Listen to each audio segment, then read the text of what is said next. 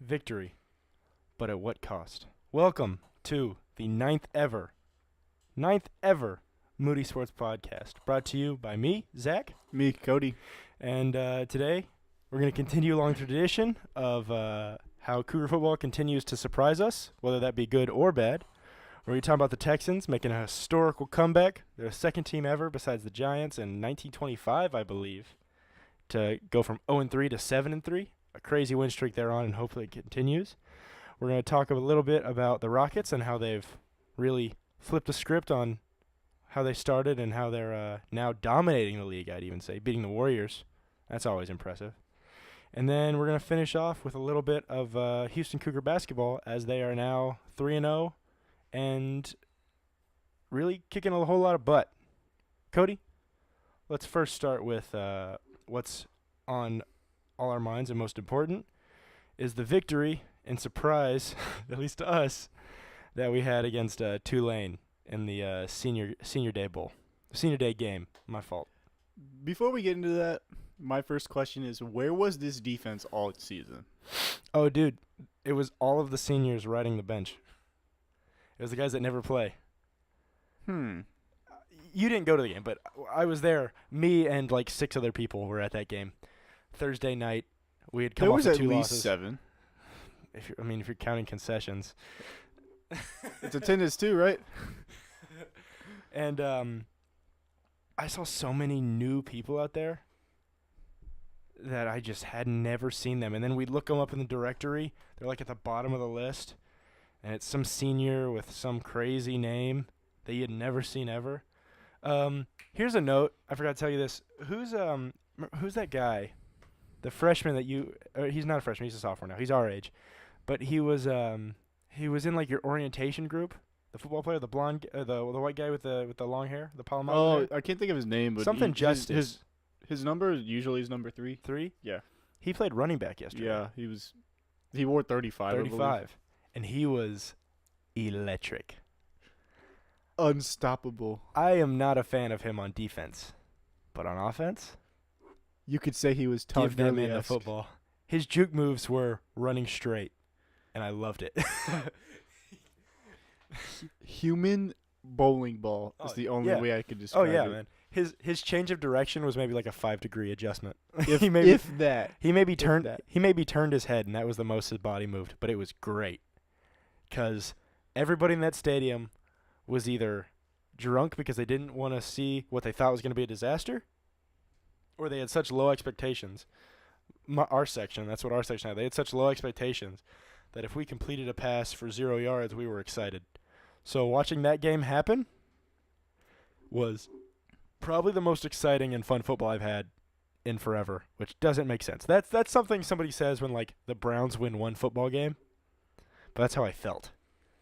It was just amazing. We'll talk a little bit more about the stats, obviously, but man, yeah, U of H winning 48-17. They were projected to win by 10. If you had asked me, I would have said Tulane's going to win by 20. Oh, yeah, I would have said Tulane would have won by 10. But U of H instead wins by 31. So, who knows what this football team is right now. Like we've said before, we're not the most knowledgeable people when it comes to football like this. We like our football. We know the rules. We know when something's good. We know when something's bad. But you can obviously tell. I think we haven't had more than like one right prediction this entire year in any sport. Remember when the Astros were going to go win the World Series again? Yep. Remember when the Rockets were going to start off the season and destroy everybody and get to 60 wins? Still in play, but they're already at a third of their like loss or no. Yeah, they're like at a third of what they can lose before they're out of that. What else? The Texans. Texans. Yeah, that's me. That's on me. Texans gonna. It's still. Hey, they could still happen. They could go 8-8 still. It's not Unlikely. at their rate, it's not looking likely. Yeah. Man, we just can't get anything right, man. It happens. Hey. I mean, if they can't. We did come to the consensus though that our basketball team, at least U of H basketball team, We knew they were gonna be good. and they're killing everyone. There you go. See, we were right. 100% right 100% of the time. But yeah, was football game. A little bad news. De'Aaron King tore his meniscus, correct? Yes. And he is out for the season. Good news for him is that now, it's the end of first of all, it's the end of the season, so he's not missing a big chunk of time. Granted, there's some big games in there, but, conference championship is the most we're looking at. So if it means him missing that and getting healthy and he has a long time to recover until next season, I'm all for it, especially because his backup came in, Clayton Tune, freshman, who was amazing to watch. He finished the game 6 of 15, but four of those passes were dropped by one of the senior receivers who was, hate to say it, I can't remember his number, but he did not look like he knew what a football was. That guy alone had 2 drop passes and then a third pass. I kid you not. This was my favorite part. It was like it was his first time in the game. And he's supposed to run, I think, what is it where you run like 2 yards upfield and then you just slash across the middle of the field, straight line down the middle of the field? Do you remember that, Mr. Receiver? Was he going straight across, Yeah, or was that straight an across, angle? straight Or then across. it's just a dig or an A end? dig. That's what I thought. A dig. So he was supposed to run a dig, but instead what he does is he starts the route and then he turns around to the DB, and he starts like trying to block him. And then Clayton Tune's football comes flying right past him, but like he's facing the other way. He's facing the defender, and the defender's looking at him like all confused because he sees the quarterback throwing the football at him, but he's getting blocked by this guy. So even the defender doesn't know what's going on, and the ball goes right past the defender. Guy didn't have a good night. So that is at least 3 of this guy's passes. So you know what? If those 3 go well, which they should have, they all hit the guy's hands, or he just didn't even realize it was a passing play. He's 9 for 15. Looks a whole lot better. But even in those 6 passes, guy put up 108 yards, 2 touchdowns, and 1 pick, which for a true freshman, It's pretty good. It's pretty good stats. That was pretty good. I mean, considering he hasn't played a snap all season. I don't even remember if he played like no, he hasn't early. Like, I don't think he's played at all. Like, Mm-mm. it's been all De'Aaron King. Mm-mm. He's been doing. I mean, and it was definitely because he was redshirted at first. I think this most likely means because if he finishes the season, and if we beat Memphis, play in the conference championship, and then he plays in the bowl game, he's played 4 games this year, and Yeah. that burns his red shirt. I So thought you could play 4 and still redshirt. I think I thought it was you couldn't play more than 4. I could be wrong though. I don't remember. I don't know exactly what the rules is, but I know they asked Coach Applewhite, and he said, that he is aware, Clayton Tune is aware that if he does this, he's going to burn his red shirt. So whatever the rules are, his red shirt is in jeopardy. It might be that if you start, you lose it. That because we know you can play, but starting is different because that way you're a part of the full man roster. You're in there, Mhm. I don't know. But I do know that it's very likely that he's going to lose it, especially if we beat Memphis, who I hope we I know we will utterly destroy and wreck and just ruin. I mean, we'll get into it a little bit later once we're done talking about this Tulane game, but Memphis has been talking a lot of smack for a team that isn't good. They haven't beat a team over 500. They I haven't beat a believe. team over 500 yet, and they're telling people that we're not a real team. I'm getting distracted, but aren't they like 5-4? Maybe 4-6? 5-5, I believe. What's their record? I believe it's worse. I think It's either 5-4 or 5-5. I don't remember. it's not good. Whatever it is, I'll look it up. But yeah, I mean, just a bad football team talking a lot of smack. Their best game this year has been a loss to UCF. Wait, I think they should have won that game, to be honest. But No, dude, Memphis sucks. It's weird. It's kind of like Memphis' little brother. I know they beat us these past 2 years, but just in general, they feel like less than us, which is the right way to think about football. oh yeah, But we also thought about that against SMU, and look what happened. No, there. we did say SMU was gonna. We were like SMU has a good shot at beating us, especially because it was at SMU. Something about going to SMU's field They causes get brain damage. all the breaks. Yeah. SMU gets all the breaks. Not necessarily like a cheating thing. Like, oh, the refs like give them all the flags. In the Memphis game, there was 2 plays on a drive. Both were fumbles by SMU, and SMU recovered both times. It's just they get all the breaks they want, man. I don't know why, but it's like brain damage happens when you go onto that field. You know? It must be the Dallas air. Everything just falls apart, and just the internet, the Wi-Fi turns off upstairs. It must be the Dallas air. It's just Dallas. It's just being on that campus. But yeah, I mean, anything you want to say about the Tulane game for me? I mean, there was, besides that, we saw. I mean, it was nice. A bunch of seniors got to play in the second half. Clayton 2 came out and he did great for filling in that spot. My thoughts are I didn't watch the game there because I was studying, because college. Nerd. But I did watch the game on my laptop, and I did see like when Clayton came in, the offense never had a real hiccup. It was just smooth sailing the entire time. It was like had been playing the entire time, although his stat line wasn't the quote unquote wasn't the greatest. 5 for 12, 6 for 12, something like that. I don't know the exact stat line, but 6 for 15, something like that. For only 108 yards. I mean, yeah. It wasn't the greatest, but he also did come in kind of late in the game. 6 and 15. That's what it was. Okay. Yeah. I think he did pretty well considering the circumstances. Yeah. Oh yeah. And because he was dealing with third string receivers. Oh yeah. So I mean, with the group he had, he did great. Yeah. So this week he'll have better receivers. I think so. Yeah. But Memphis, which is what we'll start talking about now, they're 6 and 5. Okay. Which means if they somehow beat us, which they won't, if somehow everybody who despises football takes their negative energy and puts it all together, and that negative force somehow gets Memphis to beat us, they will be 7 and 5, playing against an undefeated UCF in the conference title game, which will make this conference look especially weak.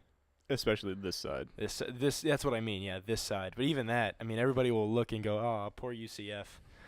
So, for the good of football to come, football generations future and football generations past, U of H needs to pull out a victory, which I think 100% they can.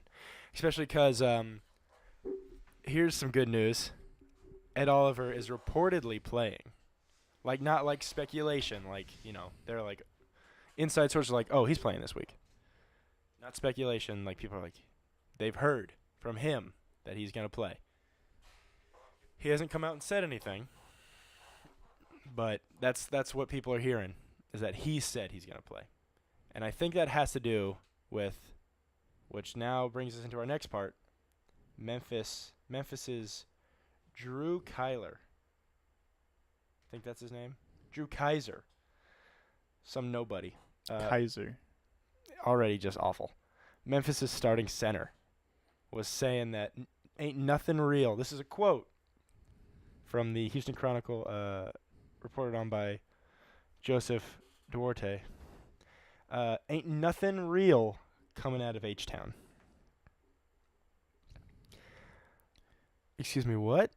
If I were Major Applewhite or Kendall Briles or D'Onofrio, whoever's in charge of the whole atmosphere, I would put that in every single locker all over the locker room, and put about 30 in Ed Oliver's locker.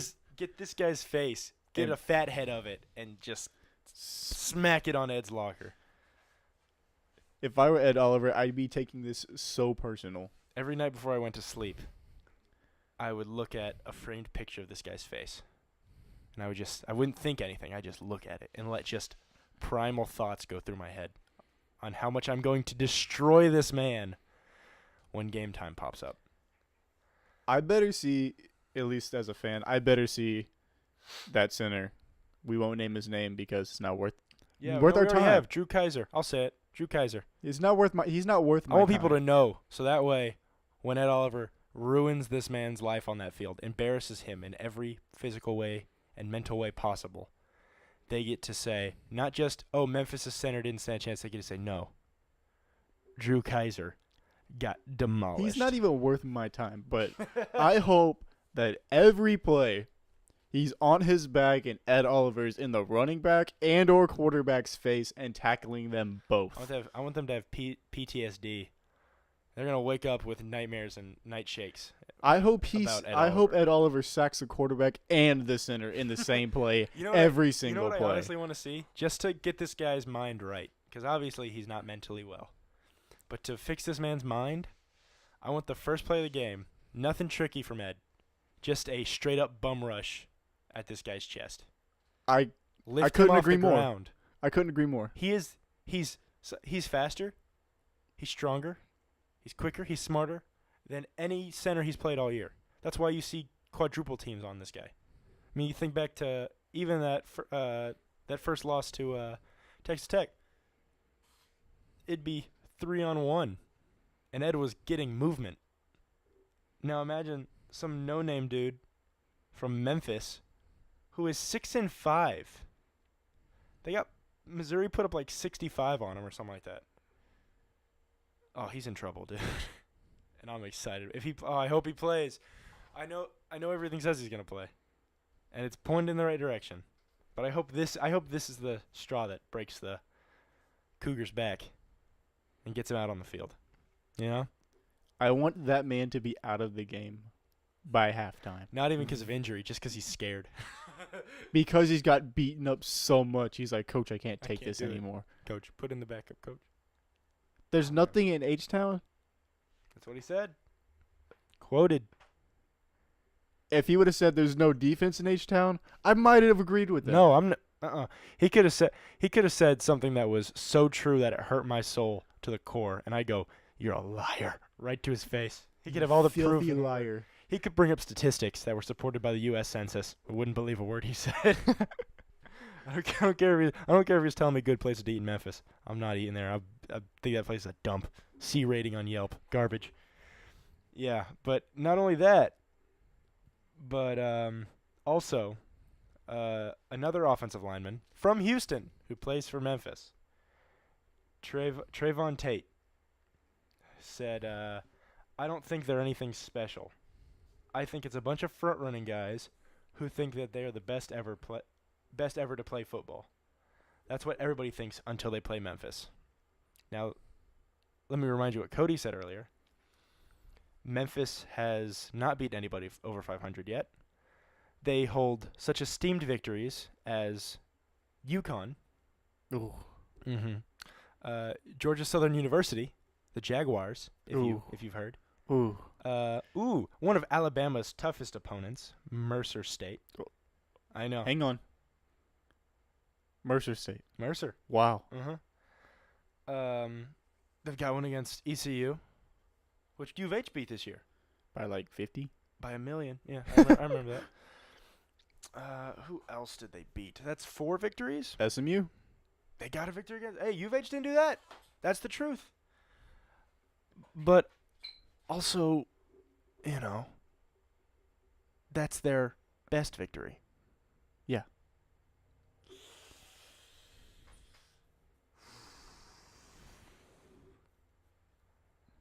SMU was 500 when they played, right? I think so. Not no more. Well, yeah, but That's what they've got going on. sure. We beat 17th ranked USF. By a lot. Yep. We beat are they Pac-12? Arizona State University? Yeah, I want to say so. Arizona? Is it Arizona or is it Arizona State? I think it's Arizona. Arizona State. Arizona State. The blue one. The blue Arizona. And Kevin Sumlin. We crushed them. Beautiful game. Oh, But- yeah. We have our Mercer States. Beat TSU. I get it. Thing is, Mercer isn't the second best team we played. I don't or second to best team we lost because every good team they play beats them. Just the truth. So everything about, everybody thinks they're great until they play Memphis. Does he mean by that, like, you play Memphis, you think you're great until you play Memphis, then you beat them, and then you think you're even better? Like, I don't understand. I mean, I get that we've lost the last 2 years, and I get one of those years wasn't very close. It was kind of a butt beating. No, the past few games have been like within 10, all of them. Really? Yeah. Because that's how I kind of thought too. Because I remember the last one was close with Yeah, it was like last year's chaos. It was like a last second field goal, right? Or something like that. Last 90 seconds they hit one and beat us. Well, let's not talk about last year's season, but I'll talk about it because that's all. I mean, they're like the Dallas Cowboys of the world. All they have to talk about is the past. Yeah. How great they were in the 80s. They're in for a world of hurt.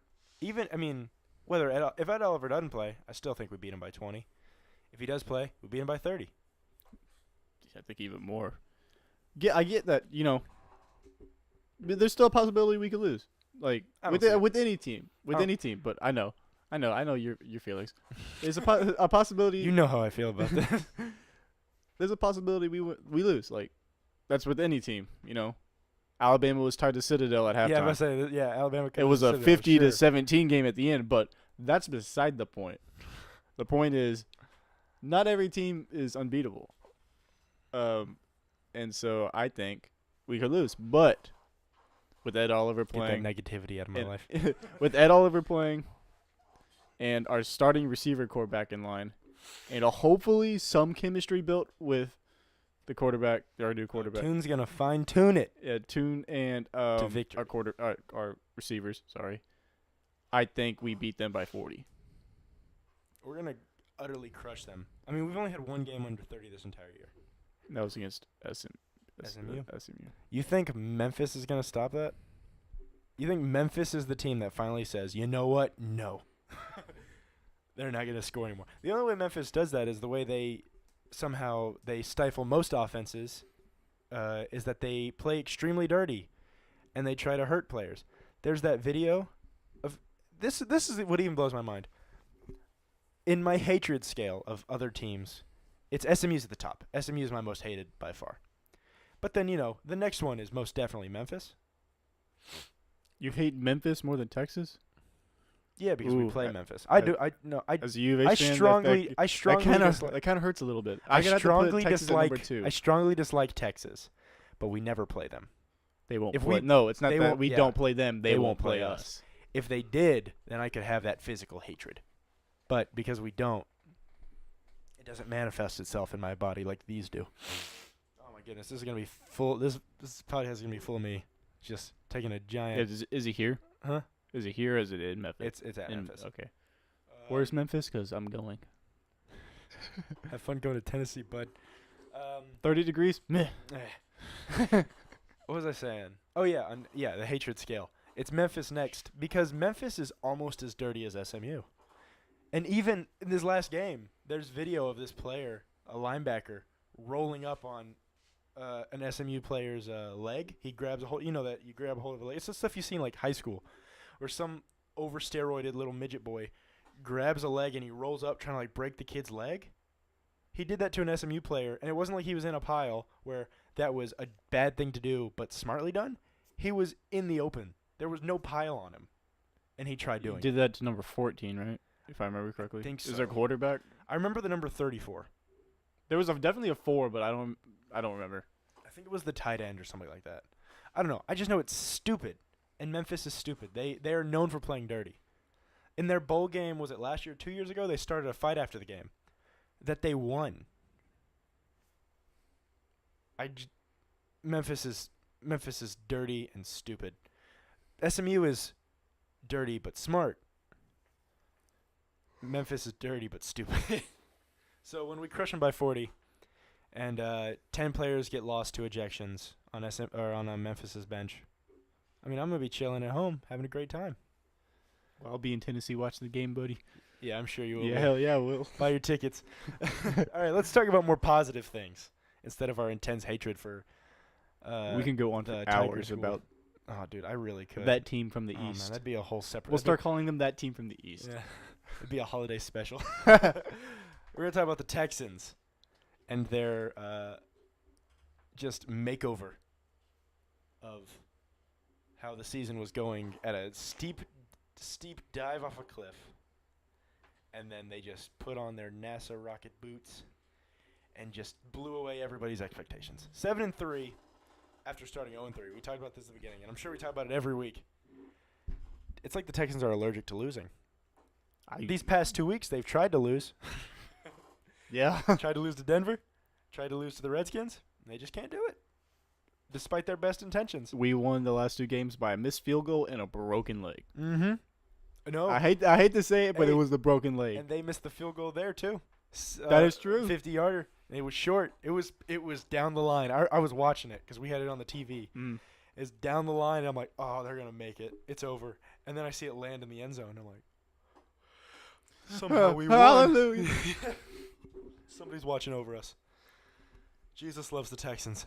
And they pulled out the victory. Back on the 7-3 thing.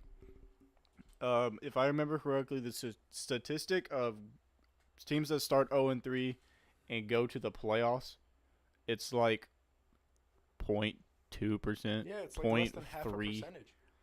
Yeah. Like that's one out of 1,000. Something ridiculous like It's that. intensely crazy what the Texans have done, especially under the terrible management of Bill O'Brien and his staff. I still say fire him after this year. I don't care how well they do. I still say We win fire. the Super Bowl, you send him off with a severance package, and you say, good job, coach, and you kick his butt out the door. That's honestly I know throw you can't a do buttload of money at Andy Reid. that. I'd love to see Andy Reid There's here. no way that guy's leaving Kansas. I know. Kansas Especially with City. that quarterback there. Oh, yeah. Oh, he's got it made. His job is locked down secure. But anyways, back to the Texans. Like I said, they won with a broken leg and missed field goal. Alex Smith, unfortunately. I'm kind of an Alex Smith fan. He's kind of I get it, underrated man. in my opinion. I get it. Especially since, he just kind of randomly got let go by the Chiefs. But you can kind of see why now. I mean, 10-2 with one of the best quarterbacks in the league, in my opinion. But He's off doing great things for the Redskins. Yeah. Or he was doing great Yeah. things for the Redskins. he broke his leg, unfortunately. So, I mean, it kind of hurts to see a guy that you kind of root for. I guess a quote-unquote underdog. But a win's a win. So, Yeah. I'll Hoping for a speedy recovery. Nothing but the best for that guy. But the Texans do pull out the W in the end, despite our offense trying its best to make it close for our defense. Deshaun Watson, 3 picks, 4 picks? 2 picks 2. to 1 touchdown. 208 yards. Still. And if I remember correctly, that 1 touchdown was to DeAndre Hopkins? I don't know. Yes, it was. It was a straight laser Yeah. into a tiny window. And also 3 sacks. Offense letting up 3 sacks for 27 yards. I mean, 3 sacks? Quarter of a football field. 3 sacks is too much. But how they normally play? Okay. With 5 and 6? That's I would say that's an improvement. If we're looking at this, excuse me. If we're looking at this, he had 2 interceptions, right? Yeah. And 3 sacks. I'm betting there were a lot of QB pressures. Oh, yeah, for sure. So I'm thinking this guy was most definitely running for his life and in a lot of hairy, scary situations. So I think if he doesn't get those 3 sacks and all those pressures, he might have a better game. Now, I'm not putting this entirely on the offensive line because Deshaun Watson is known for his ability to get out the pocket and make great passes. Obviously, that didn't show up in this game. But I just want more. They're the one thing that I saw at the beginning of the season that was like, these guys they're like not the worst thing we have, and now they've kind of turned into that. The offensive line. So. I'm beat up, folks. But you know what? Here at the Moody Sports Podcast, we strive for excellence Sleep no matter is for what. the weak. I'm weak because I have no sleep. Yeah. Running game. Miller has 20 carries for 86 yards, 0 touchdowns. We just, I mean, if it weren't for our kicking unit, and our defense getting a touchdown. The 101 yard interception return. Oh, thank you for this defense, Lord. Or else we would be down 4 games probably. We would be 3-7 right now if it weren't for this defense. In the kicking game. The GOAT Fairburn. Calling it right now. Oh no, dude. Adam Vinatieri who? Gostowski who? He's the best kicker the Texans have ever had. Oh yeah. That's not even. I don't even think that one's a joke. No, not at all. That one's for real. So, yeah, I mean, just another good week of Texans football, pulling out a victory out of who knows where, and we'll hold on to it. Hey, one more week of joy. Do you know who we have next? Tennessee, I believe. That's right. Tennessee. I think it is Tennessee. Here. Yeah, put a beat down on them. That basically secures our spot for the playoffs. Yeah, Texans are 1 down in the loss column from being a number 1 seed. Yeah. If the Chiefs lose one more game and the Texans keep winning, we're tied for first. Yeah, I believe so the Chiefs are number 1, and then it's a 4-way tie for second with the Patriots, the Texans, the Steelers, and the Chargers. Steelers. Wow. They're all 7-3. 4-way tie for second. Man. Yes. Wow. Steelers have like a 7-game win streak, 8-game win streak, something like that. They're doing pretty well. Still don't like Ben Roethlisberger, but hey, more power to him. As long as he wins, doesn't matter what he does. That's the Kobe effect. Exactly. All right. Now to what anybody could have expected if they had been listening to us, which is what we said. Oh, man, the Rockets are just doing terrible right now. We don't know what's going on. As soon as we say that, of course, the Rockets fix everything. And they've beaten the Golden State Warriors. They got their old defensive coach back. That's the difference. People say that, but what's really the difference? Oh, my goodness. And they got rid of Melo. Oh, yeah, but that's neither here nor there. The big difference is that Harden is back to full health. Chris Paul is back to full health. Eric Gordon has a little bit more room to shoot now. And then the backup post for Capella right now, Isaiah Harnstein? Something like that. Harnstein, that's his name. He went from total klutz to locking KD down 1-on-1. This guy is a giant man. A post, just clumsy-looking fool. And he was clumsy. Slow on rotations. He always played hard. But he was slow on rotations. He was falling all over the place. Committing too hard to block shots. He went from that to locking down KD. Kevin Durant. One of the best shooters in the league. What did they put in that man's water? Something changed. Just water. It's whatever. I promise, it's just water. Whatever happened, they're looking a whole lot better. I mean, in their past 4 or 5 games, they haven't let a team score over 100. They went from one of the worst defenses in the league to a top 10 defense, also a top 10 offense. They're looking finally like the Rockets of last year. I mean, Chris Paul's out there having a good time. You've seen the video of the steal he has against Jerebko. He smiles. Oh, that's some old school. That's some Uncle Drew basketball right there. And Gary Clark. Gary Clark. Man, this guy has been the lights out. Yeah, he is the steal. Not even steal the draft because he wasn't even in the draft. He was the steal of free agency, of rookie free agency, of unsigned rookie free agency. He's definitely the best. I mean, he is better. Some of those picks that they got are never going to see play time. Ever. Mm-mm. And this guy, I mean, like, thinking the rookie that the Rockets were high on that they had drafted in the second round. DeAnthony Milton. Yeah. Anthony Edwards. Edwards, okay. He was the Rockets fans were really high on that guy. But to get rid of Ryan Anderson's giant contract, we had to trade him away to the Suns. He's not playing very well over there. He's not playing very much at all over there. So, but this guy that nobody was really talking about, we got him. and he's been amazing, getting like a block a game, 2 steals. His shooting clip has gone up a little bit. It's more reasonable. It's like when he shoots, you're not holding your breath or saying pass the ball. You trust the guy to make an open shot. It's insane. He's getting like 20 minutes a game, where with Mike D'Antoni, there's like 6 players that get to play. And if it were up to him, he'd have 4 players playing. So to see a rookie get playing time like this is insane and welcomed by fans because he's doing a great job. He's been a big part of the defense while James Ennis was still figuring out what to do with recovery and stuff like that. He's been excellent for this team, and it's been really helping the Rockets. I mean, I'll say this. Offensively, he obviously hasn't been the driving force on our offense, but I'd say on the defensive end, him and Capella are the guys right now. And then you add CP3 into that mix. Yeah. It's a solid defense. Yeah. Everybody was saying Ennis, us included, were saying Ennis was going to fill the role for, Trevor Ariza. But it's been Clark.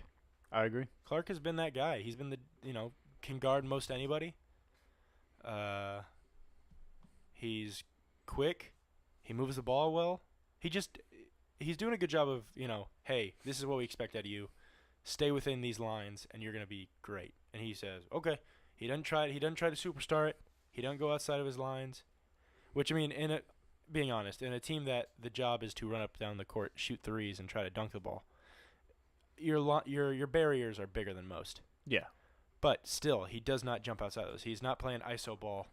Mm-hmm. He's moving the ball when somebody asks for it. He gives it. He sits in his corners and he shoots threes.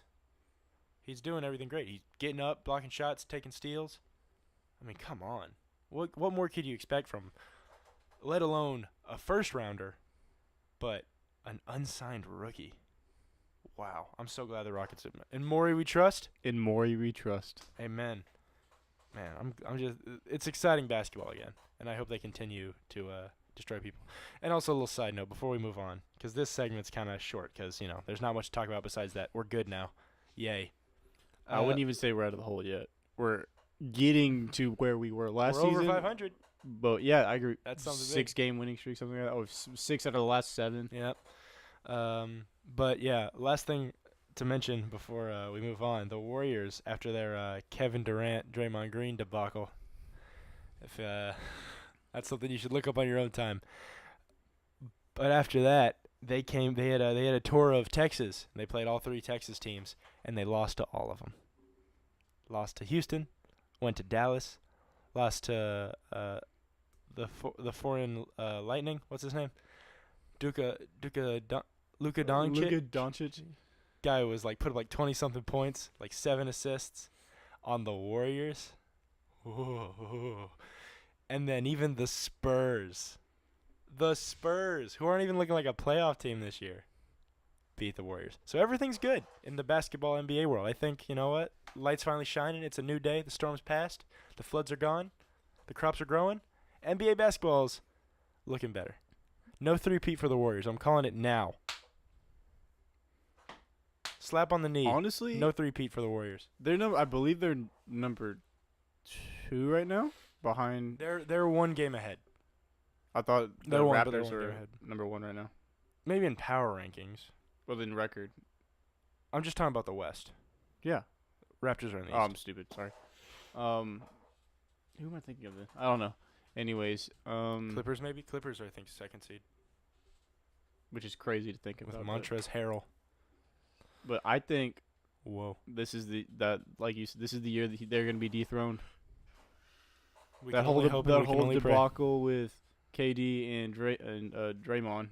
Mm-hmm. Draymond literally saying, "We don't need you. We won rings without you." Even though he's the one who was in the parking lot on his phone calling Kevin Durant after they had lost to the Cavaliers. The irony. I mean, just his legacy. The hypocrisy. Dude, he just when something happens, because the Warriors are going to have cap space issues when these guys' contracts all expire. Of course, they have Draymond Green, I think, until either 2020 or 2022. 2020, I believe. It's something in there. They have him until then, when his contract expires, who are they going to keep? Are they going to keep him or Kevin Durant? I would say Kevin Durant. Of course they are. And they're not going to be able to give all these guys max contracts.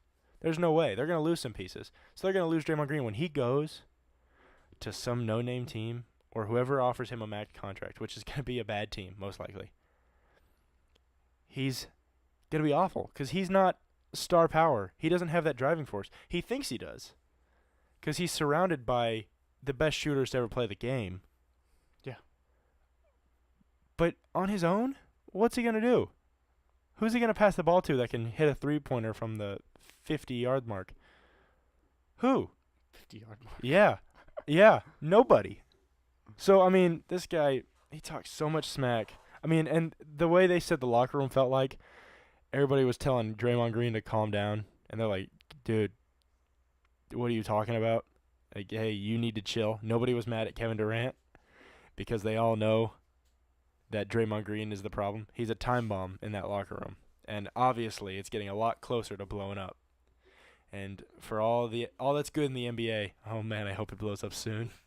Oh yeah. I think the official term that they're putting on the relationship between it is tentative. Tentative. They're in communication with each other, which is how you describe friends. I'm in communication with my friend at the moment. Oh, dude, it's so close to going south, and I'm ready for it. 100%. I'm so sick of hearing Golden State this, Golden State that. Hopefully, I'm ready for a team like the Clippers or something like that. No, I'm ready for the Houston Rockets. But assuming the Rockets don't. Nope, I'm not assuming nothing. Rockets are winning the Super Bowl this year. Put it down. The World Series. They're winning everything that's able to be won. They're winning the I-9 Little League if they can. Little League. Yeah. Shut up. English. Let's move on. Our last topic of the day is the Cougars' continued domination of cupcakes with their win over Northwestern State, 82-55 in basketball. I mean, they're on the court, you saw what you see. You know, they're good. Whoa. The biggest story, I think, we can say is that two players, one who missed the first half, Corey Davis Jr., and then the other one who has missed 2 games in a row now. He missed the Rice game, which we also won last Wednesday after we had finished the podcast. I keep forgetting his name. I hate that I forget his name. The UMass guy. Jararu? Can't tell you. Jararu? I'm so upset at myself because I do this every week. Here we go, roster. I'm looking it up real quick. But yeah, they haven't been playing. Corey Davis, I saw on his Twitter that he had made an apology for something. He didn't explain what it was, which is fine. I don't expect him to. But yeah, he made an apology, and he only played the second half, which, of course, he came off bench and he was electric. And then, here we go. Dejan Giroux. Maybe that's how you say it. Close he has now missed 2 games in a row, and he was the big news transfer from UMass. So I don't understand what's happening. From what I've heard, it's team rules that they've broken. So that's why they're not playing. I mean, obviously, I don't think it's something too big if it's not news. Yeah. But it's probably it they is broke weird. curfew or something like that. 2 games though for curfew, I don't know. It's Coach Sampson, so. Yeah, that's also true. Coach Sampson is a strict man. Yeah, without Corey Davis out there, Northwestern was within 11 at half. Yeah, something like that. And then once he came in the second half, I mean, everybody saw the difference. We exploded and ended up beating him by 30. So, I mean, obviously he's a big piece of this team. He just, not even just scoring. I mean, he scored, I think, 8 or so. But, or maybe 13. Also, Chris Harris put up 13, career high for the big guy. That was pretty fun to see. Especially because he started the game when he would shoot a shot and it would go. I mean, he was shooting layups or post shots and it would go over the basket. He'd airball it over the basket. Seeing him adjust and in the second half put it in the basket instead was a huge thing. Yeah, I think you have to put it in the basket to score, but His offensive. I'm not the biggest. I'm not the biggest basketball guy, but his offensive awareness went up 20 over halftime because he started putting it in the goal, and that was 99 a huge thing. awareness. That's stretching it. Yeah, I mean, everybody looked fine in the first half, but I mean, this U of H team isn't trying to be fine. They're trying to be great. They are great. Yeah. So finally seeing all those guys come back will be nice. But until then, whatever as fans, we're in the dark, which stinks, but isn't crazy. It's expected. So I mean, I just hope to see these guys out there soon. What's crazy about this team is I think they're just gonna get better. Yeah. Because Coach Sampson, what he likes to do is experiment early And often. Pre-conference. So by the time conference comes around, he has a pretty set idea on what his starters, who his starters are, and what he wants them to do. And then during the season, they just slowly refine, polish things out, sharpen what needs to be sharpened, and then come playoff tournament time, they're on fire, killing everyone. So I'm kind of excited. That's the truth, man. I think you think this too. This team is better than last year's. I do. 100% think this. And I think last year's team is one of the greatest that's been through Houston. In a long time. Yeah, ever. I think they're a top 5 team ever. Top 10 team ever. Yeah. And this team is better than them. So, yeah, I mean, I do expect a lot. But, I mean, we're not going to reach those goals unless whatever's going on stops going on. Yeah.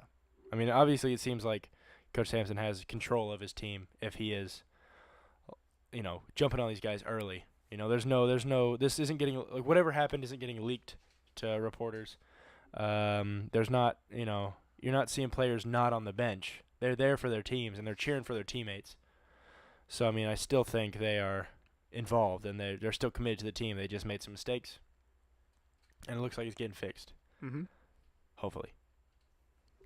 I'll smile. Let's pray. All smiles over here. Let's pray. Man. Did we talk about this might sound stupid, but was the jacket thing this week or was it 2 weeks ago? It was the last game, I believe. It was Tulane? Yeah, it was Tulane. For those who don't know. Oh man, we completely glossed over that, huh? Yeah. Wow, yeah. Last thing before we go. Last thing. I'm sorry. I know we lied to you before, but those who don't know, there's a rule on the U of H sideline where players who aren't playing, or players who play, get these special big jackets that keep them warm when during cold weather. And Ed Oliver, who wasn't playing at the time, was wearing it, but yeah, he wasn't really supposed to do that. Wasn't playing. Exactly. Applewhite went up to him and was like, "Hey, man, take that off. You can't wear that. Like, you're not playing right now." And then that escalated into what escalated it was he grabbed it and he kind of like tried to rip off the arm. It wasn't like he all force. He tried to take it off of him. Yeah, but he tried to take it off, and Ed Oliver was not having it. And that escalated to Ed Oliver having to be held back. Had murder in his eyes. You know what it reminded? This is gonna sound kind of funny and take away from the seriousness of the moment, which it has been resolved now. They had a joint apology. They've met up. They've discussed, and now obviously Ed Oliver's talking about being in this game, so that's big. But to me it looked like like one of those ladies at the store that they want to speak to the manager. Mm-hmm. She's getting ready to take that pointer finger and shove it in your face. Excuse me, but I ordered blueberry muffins, not cranberries. And she's like furious. Like you can see the blood in her eyes. That's what he looked like he was about to do to Applewhite. He's about to give him the pointer finger and just start hitting him in the chest. Obviously a bigger man than a 40-year-old woman who has 6 kids, but same scenario. That was pretty goofy. I think part of the friction also with the whole thing was Coach Applewhite. We're not the biggest fans. I like the guy, but yeah, he's not the best coach. But I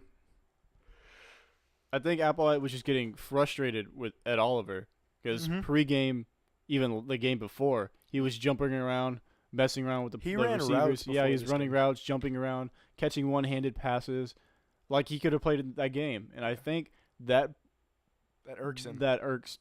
Yeah, that had a part of it, in escalating the whole thing. But to resolve it all, they had a meeting with Applewhite, I believe Kendall Briles was there, a couple other coaches, and his parents. Ed Oliver's parents were there. And they had like a 30-minute meeting discussing like what was going on. They didn't discuss. They didn't say exactly what. Yeah, exactly what. Of course not. Yeah, went down. Yeah, but evidently, all is well. At least we'll pray it is. I wouldn't be surprised if he doesn't start the game. Just because like, hey, you can't do this, and I have to. Like. I hope we see him out there first snap. I do too. Like, I'm praying he does. Yeah, I get what you're saying. But you can't just like go after a coach like that. Yeah. Especially if you have potential to go to the NFL. I don't think this is going to deter the NFL. No, the NFL doesn't care. Because, they have like, literal criminals sometimes in the NFL.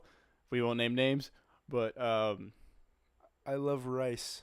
It's one of my favorite meals is rice. And my favorite birds are the ravens. I love ravens and rice. Not naming names. But yeah, I get what you mean.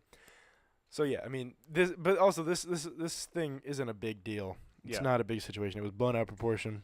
They're trying to get a story around Ed Oliver because he hasn't been playing. Yeah. So it's not the strangest thing. But